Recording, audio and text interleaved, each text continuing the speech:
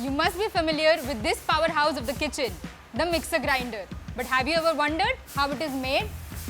Hi, this is Janki and today we are at a factory where the Croma 1000 watt mixer grinder is being built from scratch. So let's go behind the scenes and unbox the entire process.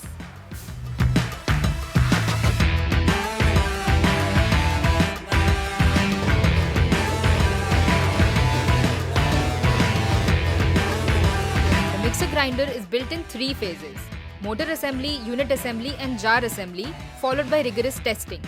Let's dive into motor assembly first. To ensure top-notch quality, we start with a tolerance check on all spare parts. This guarantees that every component meets our high standards. Once a part passes the check, we place and stamp a rotor over it to secure it in place. Next, we insert insulation paper into the rotor. This step is crucial as it reduces the risk of short circuits, ensuring your safety. After insulation, we press the shaft and commutator to test if electricity can safely pass through the armature. This process is vital for the motor's functionality. When electricity flows through, it generates an electromagnetic force to run the motor. To facilitate this, we wind a copper wire around the armature using an armature winding machine. This ensures efficient performance and durability. Since the armature operates at high speeds, it generates heat. We use a fan to dissipate this extra heat, ensuring the motor runs smoothly. For seamless current flow through the motor, we wind a coil. The loose-ended wires are then connected and other key components are screwed in. The armature and coil are assembled together to create the final motor. Once the motor is complete, we test it for current flow. Essential stamps are added, which are handy when you need to claim a warranty on your mixer grinder. With the motor ready, it's time to build the body. It starts with hot stamping the Croma logo on the base. This is followed by sub-assembly where a few components are put together. Once the basic assembly is done, we add the motor to the base. The top is then assembled and we use pressured air to remove dust and other particles, ensuring a clean assembly. Wires and switch are added next, along with a knob that allows you to crush ingredients at different speeds.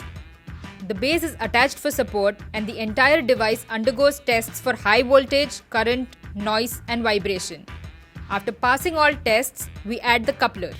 The mixer grinder goes through another cleaning process before the base is ready to be packed. Fun fact, around 1000 motors and 500 outer body parts of the mixer grinder are built in this factory every day. Using a power tool, we attach a handle to the jar. A bush soaked in water overnight is pressed to the base of the jar for insulation. We then add a jumbo, rubber, aluminum ring and jar pad, fitting them into place. The blade is inserted into the bush and a nylon washer, steel spring and coupler are added to the jar. It is capable of 18,000 to 20,000 revolutions per minute. A rubber ring is added to the lid to seal the jar, making it airtight and preventing spills. Finally, the jar is cleaned and packed. To ensure the highest quality, the mixer grinder undergoes several tests, including the earth contact test, high voltage test, insulation test, leakage current test, and performance test. These tests check the voltage, ampere, wattage, and frequency, ensuring the device is safe and reliable for you to use. Hope you enjoyed this video. Subscribe to Unboxed by Croma for more how it's made videos.